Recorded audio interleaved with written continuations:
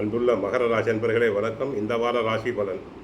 மகர ராசி அன்பர்களுக்கு 2இல் ராகு, 3இல் சனி, 5இல் செவ்வாய், 6இல் சூரியன், 7ஆம் இடத்தில் குரு, அஷ்டமத்தில் கேது சுக்கிரன் இணைவு உண்டாகிறது. ஆக சனி 7.5 சனி முடிந்து தற்போது தைரியஸ்தானத்தில் 3இல் சஞ்சரிக்கிறார். உங்களுடைய முயற்சிகள் அனைத்தும் வெற்றி பெறும். 6இல் சூரியன், 7இல் குரு. அரசு சம்பந்தப்பட்ட காரியங்கள் அனைத்தும் நன்றாக நடைபெறும். அரசியல்வாதிகள் புகழ் பெறுவர். சிலர் அரசு உத்தியோகத்துக்காக முயற்சி செய்யலாம். வேலை இழந்தோருக்கு நல்ல விதத்தில் வேலைகள் கிடைக்கும். 7ஆம் இடத்தில் குரு இருப்பதால் சுபகாரியங்கள் நடைபெறும். பெண்களுக்கு மனதிற்கு பிடித்த இடத்தில் வரன் அமையும். குழந்தை பாக்கியத்துக்காக இயங்கிய பெண்களுக்கு நல்ல விதத்தில் குழந்தை பாக்கியம் உண்டாகும்.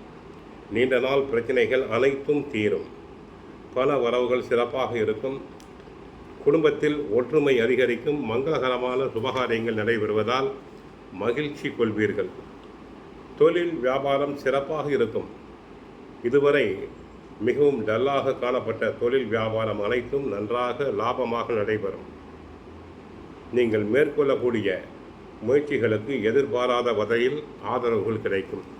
அசையும் அசையா சொத்துக்களை வாங்கக்கூடிய அமைப்பு தங்களுக்கு உண்டு. நீண்ட நாட்களாக எதிர்பார்த்த பதவி உயர்வு தங்களுக்கு உண்டாகலாம். மாணவியர்கள் படிப்பில் சிறப்பாக செயல்பட்டு நல்ல மதிப்பெண்களை பெறுவர். போட்டித் தேர்வுகளில் கலந்து கொண்டு வெற்றி பெறுவர். சிலர் உயர்கல்விக்காக வெளி மாநிலங்கள், வெளிநாடுகளுக்கு சென்று வர வாய்ப்பு உண்டு. ராசிநாதன் சனி வெற்றி ஸ்தானத்தில் இருக்கிறார். 6இல் உள்ள சூரியன் தன்னம்பிக்கை கொடுப்பார். கௌரவம், அந்தஸ்தினை கொடுப்பார். எந்த பிரச்சனையையும் எதிர்கொள்ளும் ஆற்றலை தரும் வண்ணம் இருக்கிறார். போட்டித் தேர்வுகளில் வெற்றி கிடைக்கும்.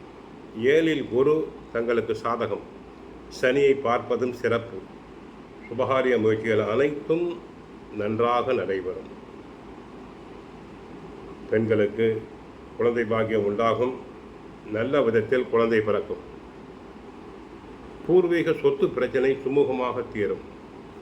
வெளிநாட்டில் வேலை தேடும் அன்பர்களுக்கு தாராளமாக வேலை கிடைக்கும்.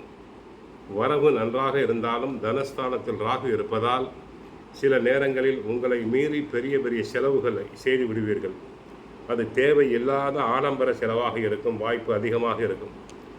வெளியூர் பயணங்களை தவிர்க்க முடியாது. மருத்துவ செலவுகளை குறைக்க முடியாது. ஆகவே உடல் நலனில் கவனமாக இருங்கள். பிள்ளைகள் விஷயத்தில் உணர்ச்சி வசப்பட வேண்டாம். மற்றவர்களை பற்றி தேவையில்லாமல் விமர்சனம் செய்யாதீர்கள். உத்தியோகம் செய்யும் இடத்தில் தான் உண்டு, தன் வேலையுண்டு என்று இருத்தல் வேண்டும். கோவிலுக்கு சென்றால் கிருஷ்ண பரமாத்மாவை வழிபடுங்கள். தினமும் சுந்தரகாண்டம், பகவத்கீதை பாராயணம் செய்யுங்கள். நன்மைகள் நடைபெறும். வாழ்க வளமுடன். மங்களம் உண்டாகட்டும். ஹரே கிருஷ்ணா, ஹரே கிருஷ்ணா.